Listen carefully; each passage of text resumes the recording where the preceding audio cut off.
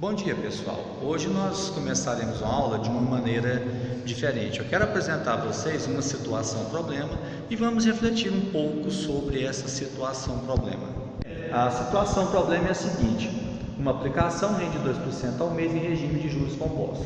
Certa pessoa deseja aplicar a quantia de R$ 620 durante 2 anos. Determine o montante gerado por essa aplicação. Bem, o primeiro passo é tirar os dados do problema.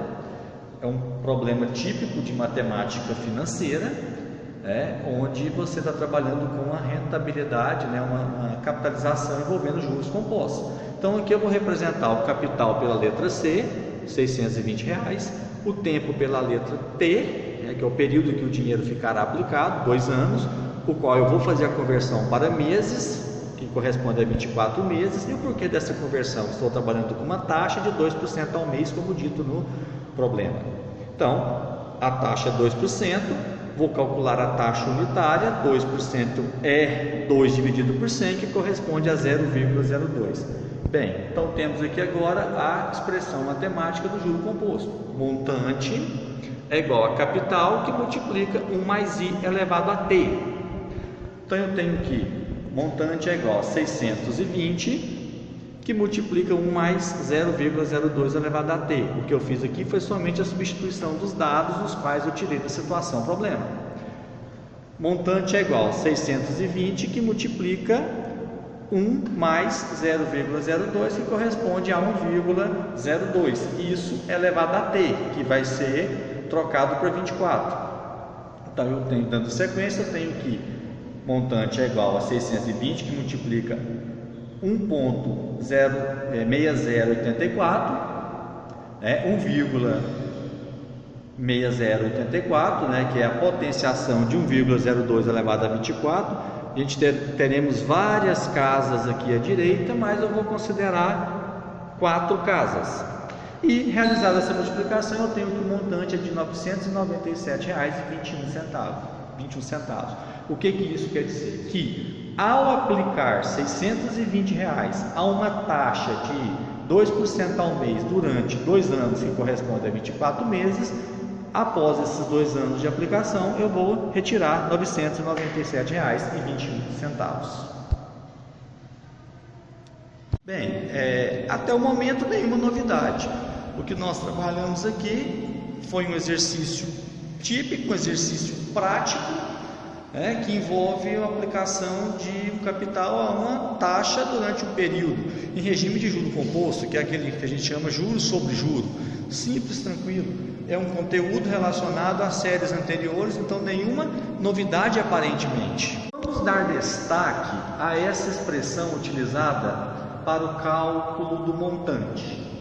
Observe que, ao analisar essa expressão, podemos perceber que existe uma variável, e essa variável se encontra no expoente.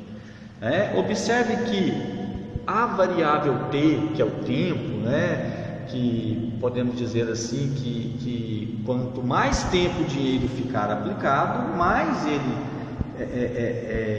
se rentabilizará. Então observe que a novidade agora é essa presença de uma variável no expoente, onde você tem uma base e você passa a ter um expoente, e esse expoente passa a ser variável.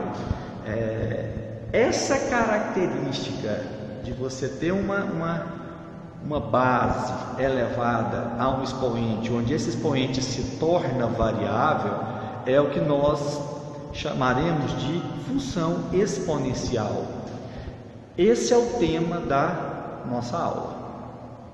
Temos que uma função f de r em r positivos com ausência do zero da forma y igual a elevado a x é denominada uma função exponencial.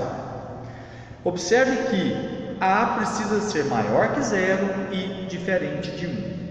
Sabemos que toda função está relacionada a uma representação gráfica.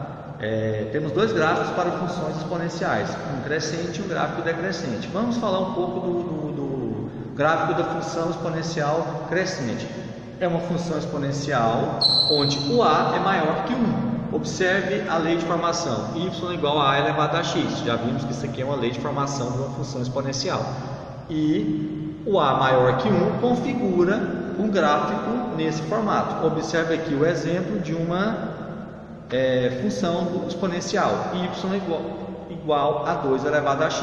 Observe que o a é igual a 2 e se enquadra nessa formatação de a maior que 1. Então, teremos um gráfico nesse formato. Temos também a função exponencial decrescente.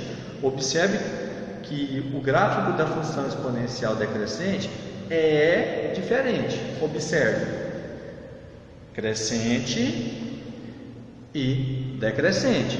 Esse tipo de gráfico está relacionado a situações onde o a é maior que 0 e menor que 1. Olha aqui o exemplo de uma função exponencial decrescente, y igual a 1 sobre 2 elevado a x. Nessa aula nós tivemos o primeiro contato com a função exponencial, sua forma, o gráfico de uma função crescente, o gráfico de uma função exponencial decrescente e o que leva essa função a ser crescente e o que leva essa função a ser decrescente. Tá ok? Então, só para finalizar, temos aqui que todas as funções na forma de y igual a elevado a x são funções exponenciais. Ela será crescente quando esse a for maior que 1 e ela será decrescente quando esse a for maior que 0 e menor que 1. Ao longo de todo o estudo das funções exponenciais, nós estaremos analisando as diversas aplicações de uma função exponencial. Nós trouxemos uma situação, problema no início da aula, onde relacionamos a questão da expressão do juro composto, né? Nós mostramos que lá no cálculo do juro, do montante de uma aplicação num regime de juro composto, você tem na expressão uma variável que aparece no expoente, que dá àquela expressão uma característica de função exponencial. Essa foi a nossa primeira ideia, de mostrar uma aplicação, de chegarmos ao consenso que aquela expressão tem uma fundamentação diferenciada, tem-se uma variável no expoente e que classifica aquela expressão como uma função exponencial. E trouxemos nessa introdução de função exponencial gráfico de uma função exponencial crescente, gráfico de uma função exponencial decrescente e os motivos que levam esses gráficos a serem crescentes e decrescentes. Então, a função exponencial ela gira em torno dessa variável que está no expoente, mas a base fundamentaliza as propriedades da função exponencial. Até mais, valeu pessoal!